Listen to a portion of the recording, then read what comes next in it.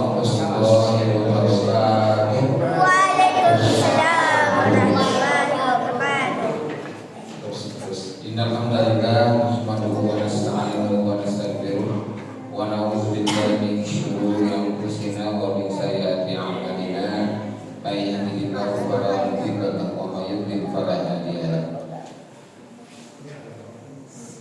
Asyhadu an la ilaha illallah wahdahu la syarika lahu wa asyhadu anna Muhammadan abduhu wa rasuluh. Wassalatu wassalamu ala Rasulillah wa ala alihi wa ashabihi wa mawala. A'udzu billahi minasyaitonir rajim. Ya ayyuhalladzina amanu taqullaha haqqa tuqatih wa la tamutunna illa wa antum muslimun. Amma ba'd. Fa inna asdaqal hadits kitabullah wa khairal hadi hadi Muhammad sallallahu alaihi wasallam wa syarrul umuri muhdatsatuha wa kullu muhdatsatin bid'ah wa kullu bid'atin dhalalah wa kullu dhalalatin fi nar. Masya Allah wa ma lam yasha'u yakun la haula wa la quwwata illa billah. Apa kabar teman-teman? Sehat semua? Alhamdulillah sehat. Ya, semoga kita senantiasa sehat walafiat dan dirahmati Allah Subhanahu wa taala. Mari kita awali majelis ini dengan baca doa menuntut ilmu. Bismillahirrahmanirrahim. Rabbi zidni ilma, Allahumma anfa'ni bima 'allamtani wa 'allimni ma yanfa'uni warzuqni ilman yanfa'uni. Amin. Amin. Saya sebagai teman anak-anak. Anak-anak sudah hafal belum? Nama itu? Lumayan. Lumayan. Belum ya.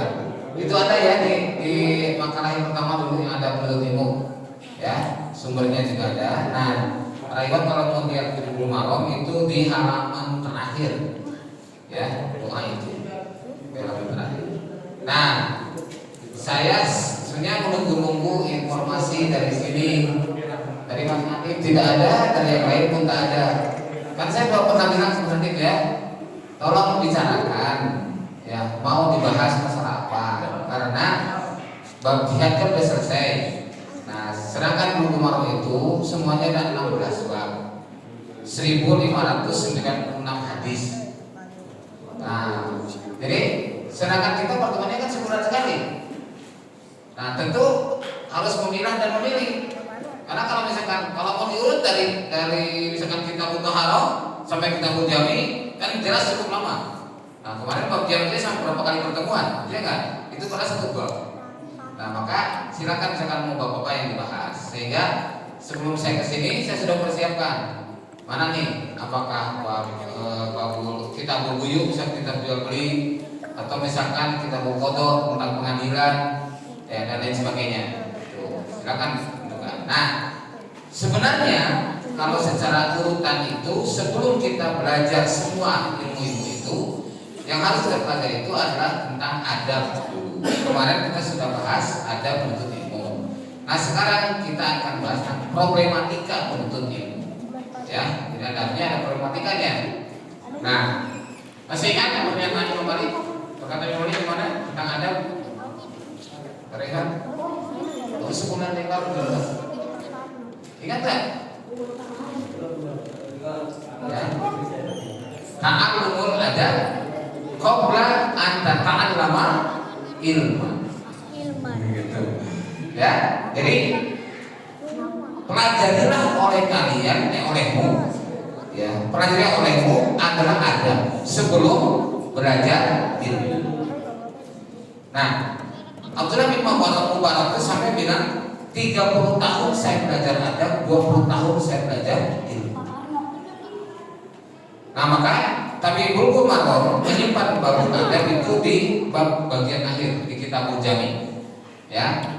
Nah, bukan berarti harus dibelakangkan. Toh di sini juga pernah dibahas tentang dulu di awal-awal. Betul enggak? Masih ingat enggak? Yang ikut dari awal saya ingat ya. Bab adab.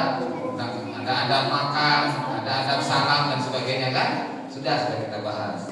Makanya kita nanti tapi waktu itu memang belum dibahas adab ilmu. Nah, maka angka BC kita bahas sekarang. Ya, kemudian ini cukup nggak? Dapat semua enggak? Cukup ya? Ya. Jadi problematika menuntut ilmu. Pertama adalah keliru niat. Jadi merupakan masalah atau problema menuntut itu adalah keliru niat. Maksudnya apa? Tidak sedikit orang yang mencari ilmu niatnya adalah tidak karena Allah. Nah ini apabila dia bercampur dengan tujuan yang kotor, apa misalkan popularitas, ingin terkenal, anak-anak, nggak boleh main, dengerin ya, dengerin supaya dapat ilmu. Jadi niat tercampur dengan tujuan kotor, misalkan popularitas, kedudukan, harta dan lain-lain, maka akan menjadi penghalang dan kendala dalam mendapatkan berkahnya ilmu. Sufyan Ats-Tsauri berkata, tidak ada yang lebih berat bagiku kecuali menjaga niat. Jadi, masya Allah ya, Sufyan Ats-Tsauri ini sejaman dengan Imam Ali, kemudian Al-Auza'i dan sebagainya. Maka termasuk Imam Ali pernah berpesan, la tuqaliduni wa la tuqalid Sufyan Ats-Tsauri wa la tuqalid Auza'i. Janganlah kau taklid kepadaku, jangan kau taklid kepada Sufyan Ats-Tsauri, jangan taklid kepada Auza'i. Apa paling taklid? Paham? Paham apa taklid? Ya? Patuh. Yang lain itu bisa jelasin? Apa masalah taklid?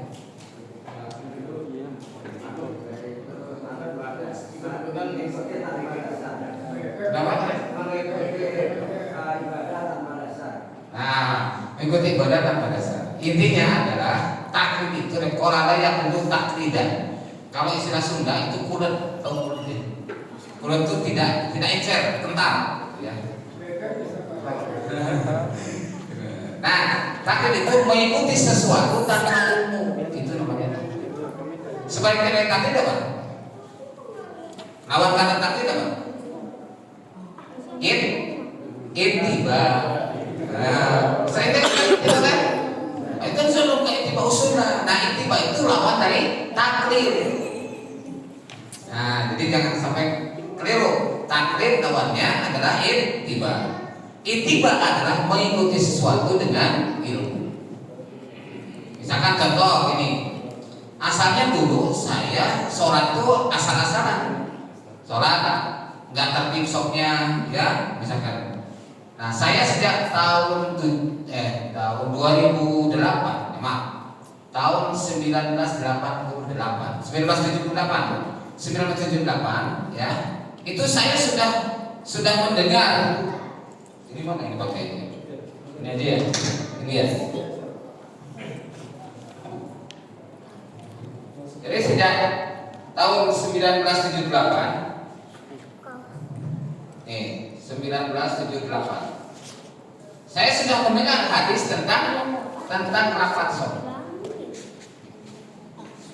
Nih, dari guru sampaikan, sok itu mestinya rapat bahu, rapat kaki. Guru saya bacakan itu tahun 78. Tapi guru saya pun tidak rapat ketika sholat. Rupanya sebatas teori, gitu ya. Dan itu banyak di pesantren-pesantren.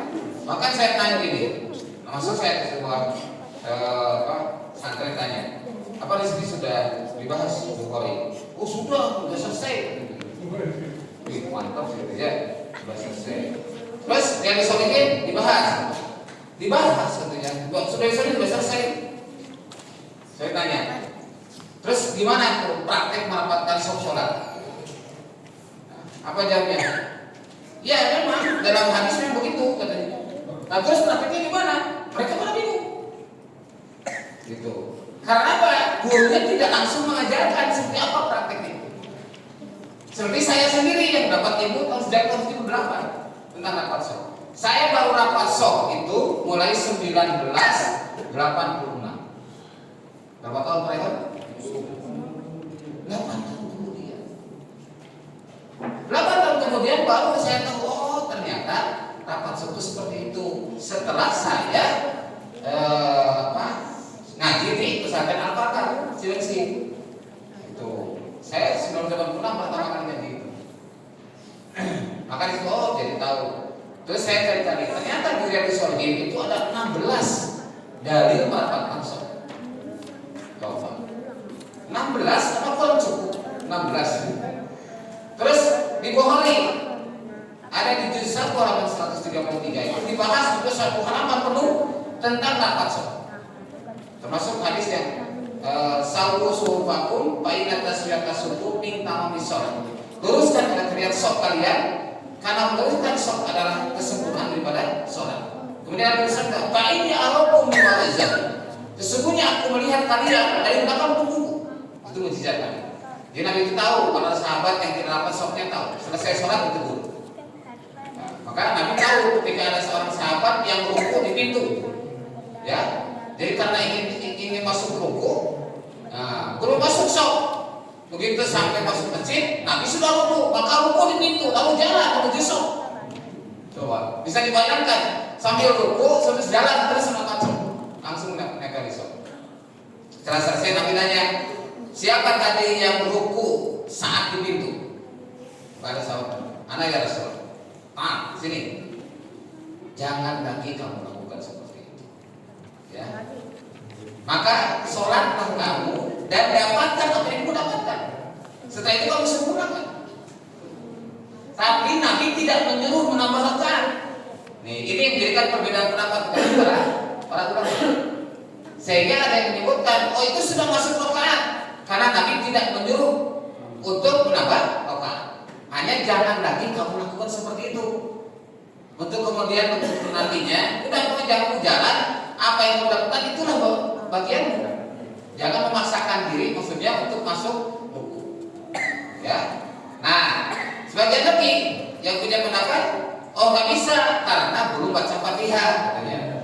Kalau tidak baca Fatihah maka tidak sah sholatnya, tidak dimasukkan satu rakaat. Nah, itu sampai sekarang pun belum selesai. Maka terus ini sifat tidak saling menghargai, ya. Nah, jadi 8 tahun saya kemudian baru saya paham. Nah, ini artinya bahwa memang bertahap. Nah, jadi saya awalnya taklid, dari kecil itu taklid karena kita tidak tahu, karena orang tua dia sholat begitu ikutin, ya, wudu juga ikutin. Tapi setelah saya dewasa belajar, ya, belajar kita bergumaro, belajar macam-macam lah. Karena keluarga besar saya itu kan Nahdien, keluarga besar saya, ya. Kemudian saya bersinggungan dengan Muhammadiyah, saya terus ngaji di Persis dan seterusnya, juga saya dibina sama orang-orang SI, Syarikat Islam. Terus ya, itu semua ini memberikan sebuah perubahan gitu. Nah, jadilah itulah yang namanya pelajaran menuntut ilmu atau proses menuntut ilmu. Nah, sampai tahun 95 saya mulai kenal dengan Salafi, ya. Kemudian dari sebelumnya saya kenal Hizbut Tahrir. Tahun 1985 saya kenal Darul Arqam, ya. Tahun 1985 juga saya kenal dengan Ikhwanul Muslimin, ya, yang dari Mesir. Terus tahun 87 saya kenal dengan Jamaah Tabligh. Semua itu memberikan sebuah wacana baru dan kemudian kita bisa memilah dan memilih mana yang paling dasarnya kuat, itu yang kita ikuti. Itu ya. Jadi kita tidak perlu membanggakan satu sama lain atau menghina satu sama lain. Nah, seorang penuntut ilmu itu dia tawadu dengan apa yang dia dapatkan.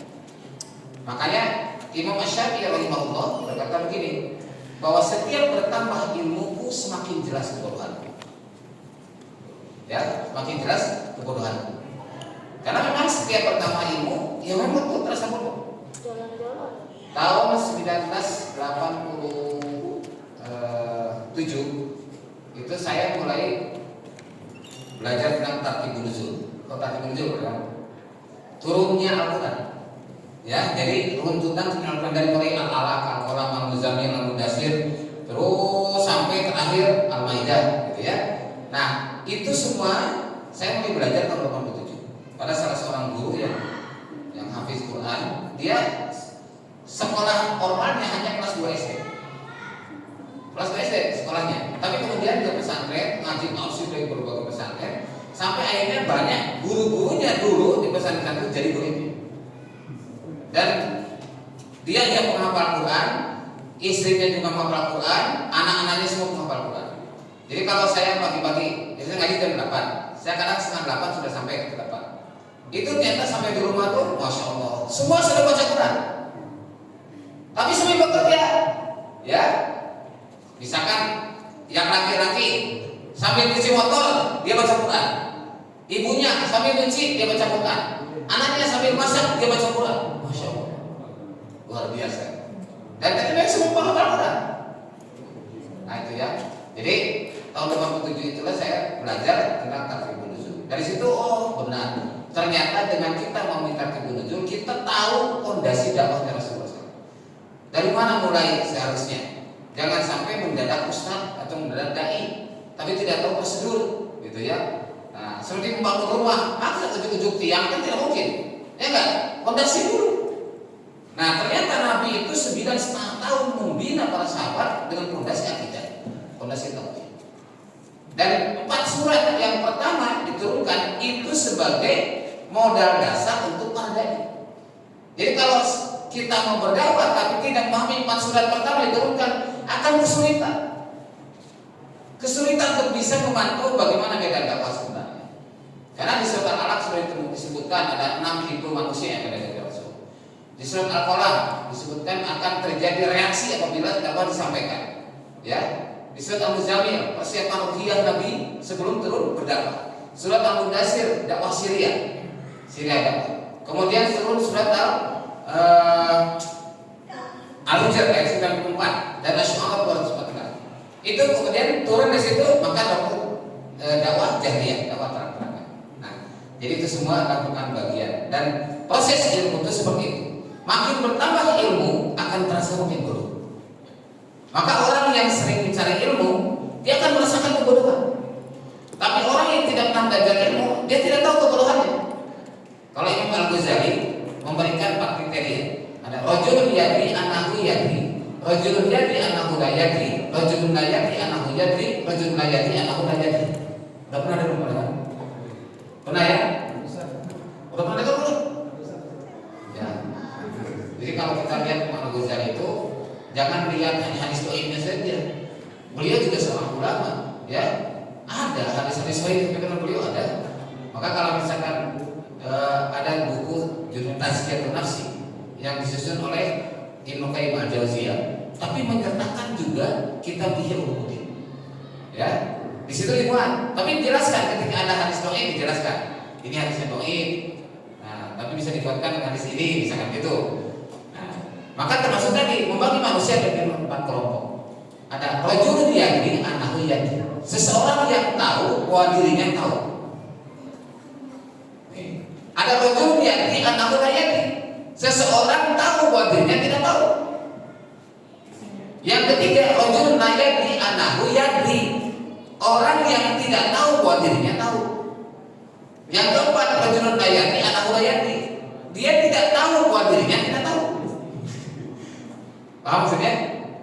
Yang pertama, orang yang tahu dan mengerti bahwa dia orang berilmu, maka dia akan menggunakan ilmunya sesuai dengan apa yang dia tahu.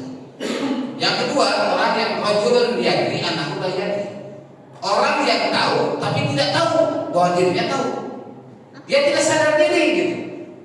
Saya seorang yang berilmu tentu harus hati-hati dalam bertindak sesuatu, dalam berkata sesuatu. Nah ini tidak orang berilmu tapi perilakunya seperti orang yang bodoh, seperti orang awam. Nah ini rajulun yadri annahu la yadri. Ada rajulun la yadri annahu yadri. Orang tidak tahu, dia tidak tahu kalau dirinya tahu, ya. Dia ada orang yang sok tahu, ada juga orang yang memang tadi istilahnya tadi tahu tapi seperti orang bodoh. Ya. Nah itu macam-macam manusia. Yang paling parah apa? Rajulun la yadri annahu la yadri. Orang yang tidak sadar akan kebodohannya, nggak sadar kalau itu tidak punya ilmu. Ya. Nah ini bahaya. Maka dia tidak akan mau bertanya. Maka dalam kalimat al-jahlu dalam kitab usul salasah itu dijelaskan ada jahlul basit, ada jahlul murakkab, ada jahlul jumal.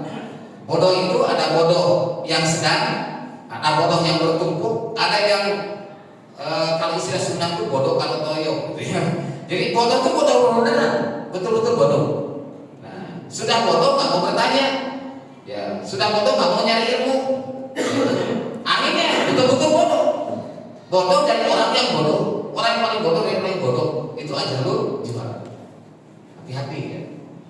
kita jadilah rajulun yadi annahu yadi. Jadilah orang yang tahu dan kita sadar diri dengan apa yang kita ketahui. Tapi kita pun jadi rajulun yadi annahu la yadi. Kita pun harus sadar ketika kita tidak tahu tentang sesuatu. Bisa dipahami ya? Baik. Kita lanjutkan.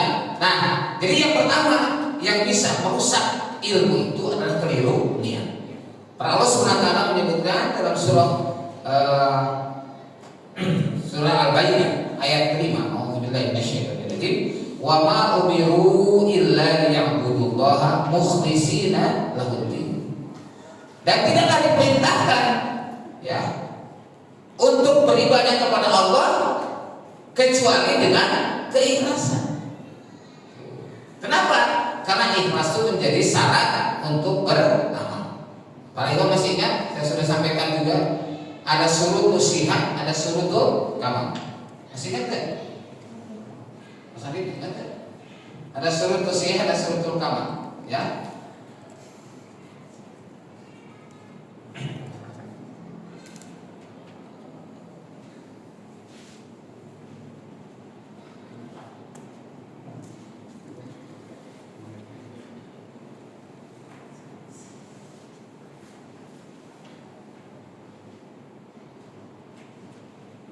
Ada syurutul kamal.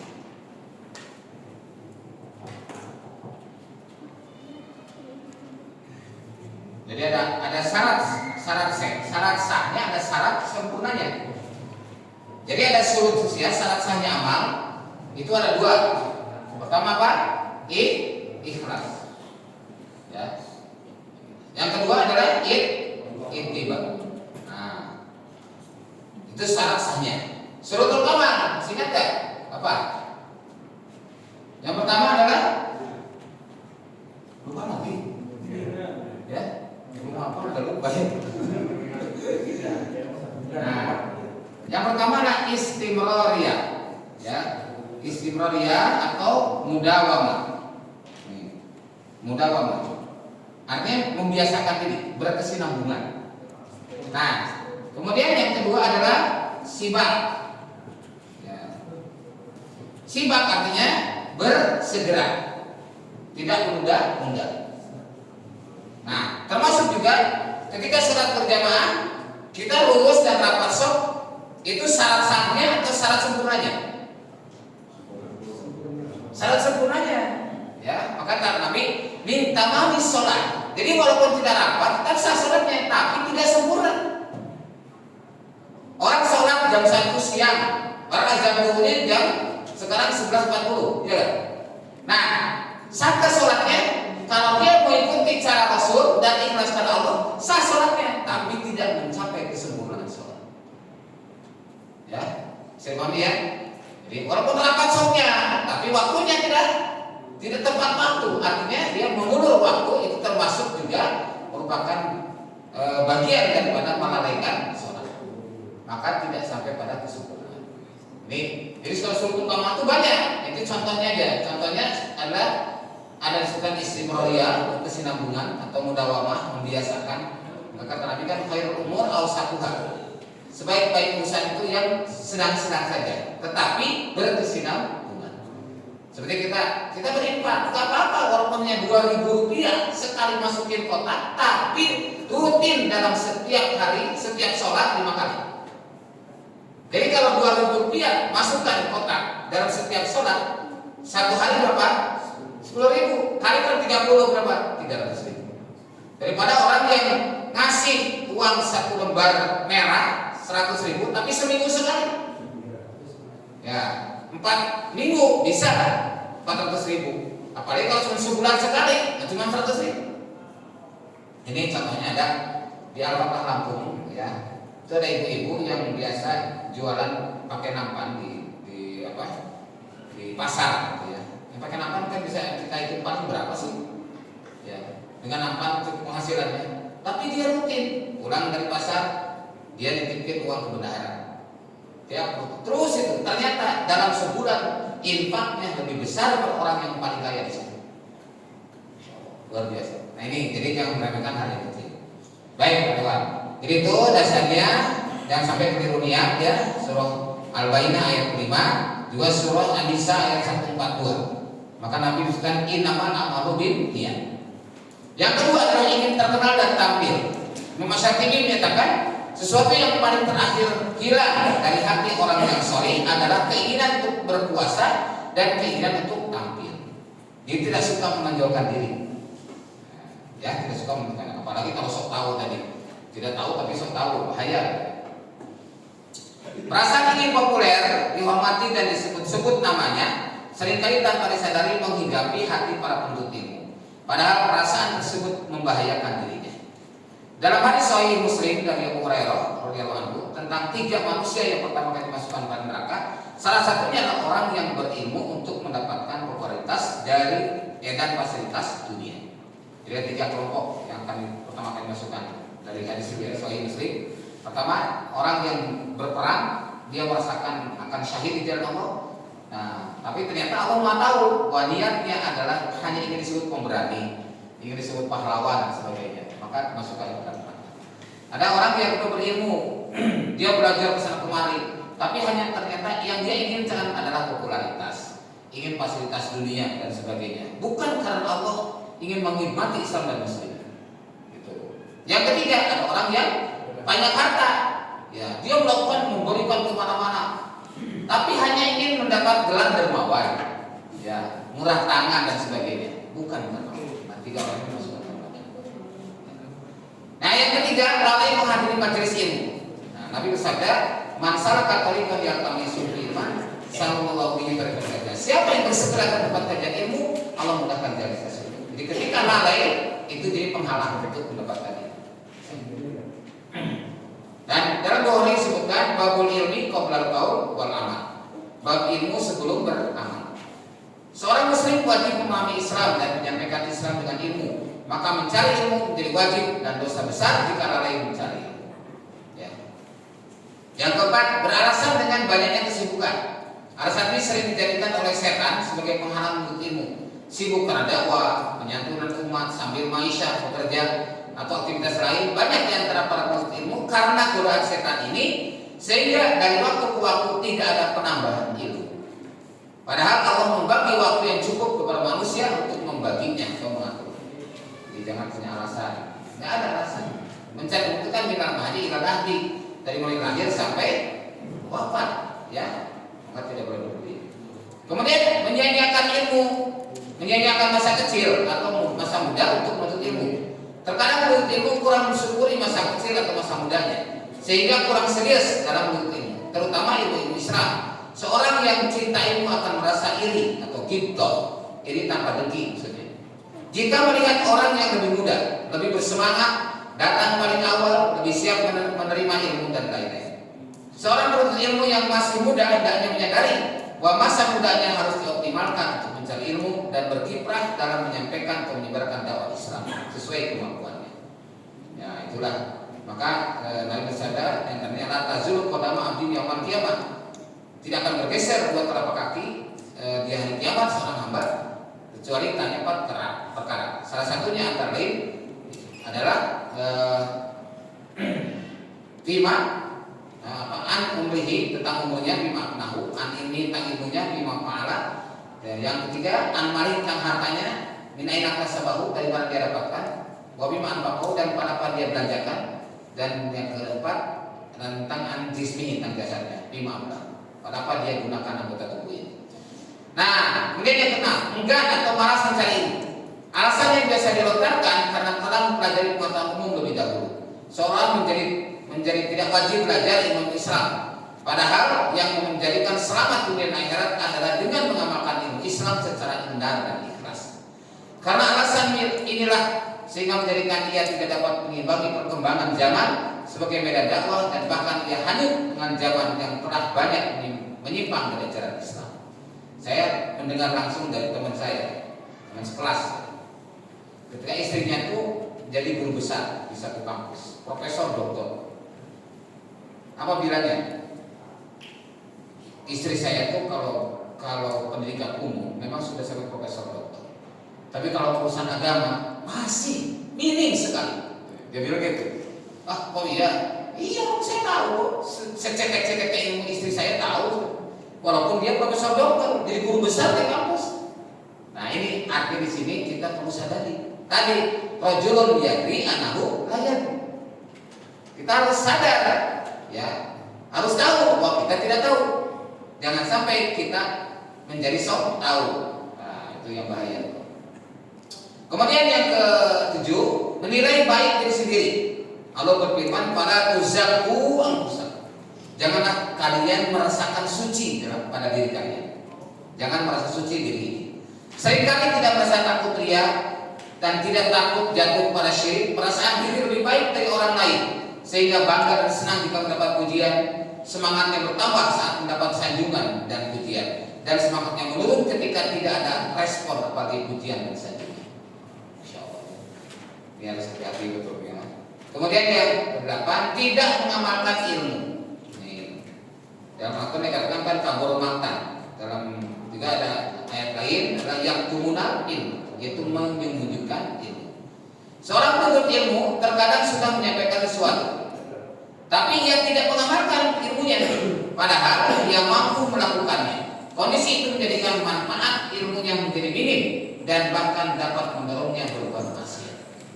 Jadi ketika orang bertambah ilmu tidak bertambah dekat kepada Allah, maka dia akan semakin jauh dari Allah. Nah, maka harus hati-hati. Kemudian putus asa dan rendah diri. Hal ini merupakan salah satu penyebab tidak berhasilnya pelajar dan mahasiswa, kurang percaya diri untuk bersaing dan kurangnya keyakinan akan pertolongan Allah. Nah, mudah menyerah saat menghadapi ujian, tantangan dan rintangan dakwah, baik sesuai selera maupun bertolak belakang dengan harapan. Tidaklah sedikit orang-orang yang berjatuhan di jalan dakwah, kemudian kompensasi kepada bidang lain yang sama sekali tidak ada kaitan dengan kepentingan Islam dan Muslimin. Ada seorang ustaz yang dia tidak berusaha untuk menambah ilmunya. Ketika masih muda, dia banyak dikenali orang. Nah, begitu istri ke rumah perjalanan, di mana-mana banyak, apalagi sekarang di medsos ya. Nah, orang kan semakin pilih-pilih untuk belajar. Nah, dia tidak berusaha menambah. Akhirnya makin tua usianya, tapi tidak menambah ilmu. Akhirnya makin ditinggalkan oleh umat. Akhirnya apa yang terjadi Pak? Frustasi Pak. Kitabnya dijual semua. Kitabnya dijual, orang tidak pernah ada yang undang lagi kata saya. Nggak pernah ada yang ngaji lagi sama saya. Dijual kitabnya, frustasi. Diberikan kambing, jadilah dia bandar kambing. Ini kisah nyata. Dan itu orang Bekasi. Seperti saya perlu sebutkan tempatnya. Itu orang Bekasi. Sampai begitu. Masya Allah. Tapi walaupun begitu, kalau orang manggil dia tidak manggil dengan Pak Ustadz atau Pak Haji, marah dia. Nah, ini ya, Masya Allah, alhamdulillah ya. Nah, jangan kita ikutin dia seperti itu. Nah, kemudian yang selanjutnya, kebiasaan menunda-nunda. Nah, ini yang paling sering dirasakan. Para laki-laki kan faidah farauda panson. Apabila kamu selesai melakukan sesuatu, lakukan yang lain, kan gitu. Kemudian dakwah atau mengajarkan ilmu harus selalu digulirkan setiap saat. Waktu yang kita miliki sangatlah sedikit dan sangat tidak seimbang jika dibandingkan dengan luasnya medan dakwah atau ladang amal soleh untuk mengajarkan ilmu. Karena itu setiap dai harus mengkaji Quran surah Al-Nasr ya, yaitu surah Asyar ayat surah 94 ayat 1 sampai 8. Sekalipun seorang dai atau ustaz selama 24 jam menghabiskan waktunya untuk dakwah, namun tetap tidak dapat mencukupinya. Karena itu tetap wajib mencari untuk menambah ilmunya. Lalu bagaimana orang yang menyanyiakan waktu, menunda-nunda untuk mencari mengajarkan ilmu? Setiap penuntut ilmu hendaklah berusaha untuk menghadapi semua problematika di atas, sehingga ilmu yang diraihnya dapat menjadi berkah, meningkatkan takwanya dan menjadikan dirinya lebih dekat kepada Allah Azza wa Jalla. Wallahu a'lam bishawab. Demikian. Pertanyaan? Silakan. Ya, silakan. Terima kasih. Mungkin saya tadi menyimak bahwa orang yang semakin rajin menuntut ilmu itu akan merasa kehausan tentang ilmu, artinya merasa bodoh, artinya termotivasi untuk ingin belajar. Tetapi kebalikannya, orang yang nggak pernah mendapatkan wawasan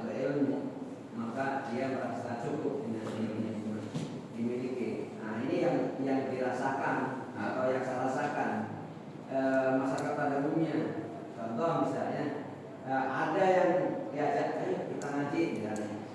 Itu saya dulu waktu kecil udah ngaji. Udah pesantren lama. Sampai sekarang itu udah tua juga nggak pernah akhirnya juga pernah ini. Saya secara umum gitu. Secara umum kita kan nggak menyebutkan nama orang, tetapi secara umum kalau diajak ayo kita ngaji. Saya dulu udah ngaji gitu. Nah, kiat apa untuk menyadarkan orang agar mereka bermotivasi yang tadi juga saya sampaikan bahwa agar semangat untuk menuntut ilmu. Ya. Bapak lihat dalam Al-Quran dalam surat Al-Isra itu ketika idza sa'aluna ka'anir ruh, katanya orang-orang bertanya kepada engkau tentang ruh. Ya. Kata lu gimana? Katakan bertanya demi ini Rabbi, itu dia siapa? Wa ma utitu minal ilmi illa qalila. Kata itu, tidaklah Allah berikan kepada kamu ilmu kecuali sedikit. Bahkan di sana disebutkan tentang bahwa kalau saja setelah Nabi disebutkan bahwa kalau saja Allah menjadikan tinta itu sebagai samudra itu sebagai tintanya, bahkan ditambah 7 samudra dan ranting-ranting pohon ini sebagai penanya untuk menuliskan ilmu Allah, niscaya tidak akan pernah cukup. Jadi kalau saja dunia ini semua orang berilmu, ya dibandingkan dengan ilmu Allah, kamu ibarat masukkan telunjukmu ke dalam lautan, angkat air yang menetes dari jarimu itu, itulah ilmu yang dimiliki oleh seluruh manusia. Dan ilmu Allah itu begitu luas. Makanya jangan pernah merasa pintar. Imam Asy-Syafi'i rahimahullah saja, ya, yang sering digembar-gemborkan sama Imam Syafi'i kan gitu ya. Tapi dia sendiri tidak mengikuti bagaimana Imam Syafi'i menuntut ilmu. Sampai kemana-mana. Akhirnya digajah, terus ke Mesir, terus ke Mekah, ke Madinah, ke berbagai tempat belajar. Tuh, masya Allah. Imam Maliki juga, masya Allah. Itu sampai gurunya sekitar antara 700 sampai 900 gurunya. Imam Bukhari itu yang bisa meriwayatkan hadis dari 600.000 dari 7.000-an hadis itu. Itu gurunya berapa? 1.300. Tuh. Para ulama itu tidak pernah berhenti mencari ilmu. Itu ulama yang benar. Kalau ada ulama yang malas mencari ilmu, itu yang salah. Yang tadi sok tahu, padahal banyak yang tidak tahu. Nah, jadi bisa Bapak tanyakan kepadanya. Mungkin satu pertanyaan yang dia tidak bisa jawab. Nanti dia sadar apa tidak? Katanya terus sudah mandi, kok anda tidak bisa jawab? Saya ingat waktu saya KKN sering datang dari aparat desa itu. Datang ke posko. Saya bilang, ada apa? Saya mau belajar. Lo kenapa belajar sama saya? Saya bilang, kan di sini banyak ulama. Bahkan ulama sekecamatan itu ada lebih dari 20 orang. Itu saya kumpulkan pernah untuk sharing gitu. Nah, saya tanya kenapa? Apa dia katanya? Saya nggak yakin mereka bisa jawab pertanyaan saya. Gitu. Oh, masya Allah. Kenapa emang? Saya tertarik ketika Wahyudi katanya di masjid menyampaikan tentang gerakan Zionisme. Nah, bagaimana gerakan Zionisme internasional? Nah itu saya yakin ulama di sini nggak ada yang tahu itu. Tuh, jadi kita salah satu niat menyadarkan itu berikan pertanyaan yang kita tahu bahwa itu dia tidak tahu. Itu salah satu niat menyadarkan. Termasuk tadi menyampaikan ayat wa ma utitu minal ilmi illa qalila. Ya, para ulama juga belajar sampai akhir hayat. Makanya kalau kita punya umur 70 tahun dipakai mencari ilmu setiap hari, nggak akan pernah selesai mencari ilmu. Oh, jangan pernah merasa sudah punya atau sudah cukup, ya. Demikian. Lagi, ya. Tadi kurang maksudnya kalau di Al-Fatihah itu kan cuma kalau kami baca itu baca atau menghafal. Yang mana Pak? Yang motor pakai baca Quran, masa-masa baca Quran. Jadi maksudnya baca atau menghafal itu. Ya, kalau baca kan berarti kan pakai bawang gini ya masak. Oh, itu bukan di pesantren kota, bukan? Itu di rumah guru saya di Garut, Pak. Maksud saya baca atau menghafal. Murojaah. Jadi tidak pakai teks tidak. Dia sambil misalkan baca idza waqa'atil waqi'ah, terus sambil cuci motor. Nah, ibunya sambil cuci pakaian, dia juga baca Quran. Gitu. Jadi murojaah. Murojaah itu mengulang hafalan. Ya, gitu. Ada lagi? Silakan. Ya. Ini masalah niat itu. Kalau saya ditanya juga karena Allah itu terus udah tiba-tiba ada popularitas sama ada harta gitu. Nah terus merasa senang gitu. Nah itu gimana? Yang ini pertanyaan apa? Jadi niatnya karena Allah terus juga ada perlu ya ada popularitas juga ada bangsa juga itu. Niatnya karena Allah. Bisa jalan berubah setelah. Oh, di jalannya berubah. Ya, bisa jadi begitu. Karena itu harus tetap dijaga. Ya, istiqomah harus dijaga, diluruskan. Ya. Contoh misalkan begini. Mamanya agak jenaka sudah bahasanya. Seorang ustaz niat untuk isi kajian. Nah, niatnya kan karena Allah. Tapi kemudian pulangnya kan malah dikasih Allah misalkan ya. Ngedumel di hati. Ya, ngedumel di hati. Saya nggak mau lagi ngaji ke tempat itu. Ah, itulah yang rusak niatnya. Ya Pak. Ya, padahal kalau dia yakin bahwa semuanya Allah yang ada. Ini saya harus minimal. Saya ketika ngisi di UIN Raden Intan, di mana tuh? Di Lampung ya, di Lampung. Saya jadi pemateri di kampus. Setelah selesai, saya baru pulang. Udah saya nggak ingat apa-apa. Ternyata sudah hampir seminggu, saya ditelepon dari sana. Ustaz, mohon maaf katanya. Ini ada titipan dari panitia untuk ongkos. Ya waktu itu saya lupa katanya tuh. Ya sudah, kalau saya sudah sampai di sini kok. Udah kembali aja saya bilang itu. Enggak usah. Pokoknya Ustaz harus terima. Kalau saya dimarahin sama ketua. Maksa Pak. Ya. Sampai berulang-ulang maksa. Akhirnya ya tuh kan tempat itu saya kirim sama mereka. Nah, contoh seperti itu. Jadi seringkali kita mengganggu. Ya. Makanya ada juga ada yang datang ke rumah. Ustaz, kalau saya mau undang Ustaz, saya harus bayar berapa? Saya bilang, oh mohon maaf Pak, kami tidak biasa di sini tawar-menawar seperti itu. Kalau Bapak ngaji saja. Bapak tidak punya ongkos, saya bisa ongkosin. Saya begitu. Ya, jangan pikir seperti itu. Nah, dari situlah saya ingat pesan guru saya. Kamu harus hidupkan dakwah, tapi jangan mencari hidup dari dakwah. Itu. Pesan itu dipegang kuat saya. Karena itulah saya mulai belajar usaha. Saya dagang itu dari modal 18.000 Pak. Sampai akhirnya di Kendari kantor punya toko. Dari modal 18.000. Terus bertambah ya. Nah, dengan itu maka tidak lagi keterikatan. Orang yang ngasih ongkos mau tidak jalan terus. Gitu. Karena niat kita ini mengajarkan ilmu. Dan in ajra ila Allah. Yang kita harapkan itu adalah pahala dari Allah SWT. Ketika orang mau nyangkul ke sawah, kalau dia niatnya nyangkul yang benar. Ketika itu mungkin dia dapat belut, ya ambil boleh. Tapi kalau orang niatnya ngalah belut, nyangkulnya nggak bakal benar, ya nggak? Di sini kan. Makanya yang perlu meluruskan dalam segala sesuatu, ya. Dan jangan pernah kita khawatir kalau urusan rezeki, ya. Biasanya kan yang jaga dunia itu urusan itu, ya nggak Pak? Yang dunia itu urusan dunia. Jangan pernah khawatir bahwa Allah tidak akan pernah salah membagikan rezeki. Kalau sudah jatah kita, nggak akan Allah berikan kepada yang lain. Dan kalau sudah jatah orang lain, nggak akan diberikan kepada kita. Tapi kuncinya apa? Kuncinya agar selalu dapat rezeki. Lihat surah Toha 132. Akan selalu dapat rezeki. Kuncinya itu. Surah Toha 132. Kemudian surah At-Tolak ayat kedua sampai kelima. Ya, cukup Bapak pelajari itu, amalkan, dijamin rezeki akan mengalir. Bukan hanya rezeki dalam bentuk fulus, ya. Karena kita sebenarnya fulus dulu ya. Biar fulus saya tembus.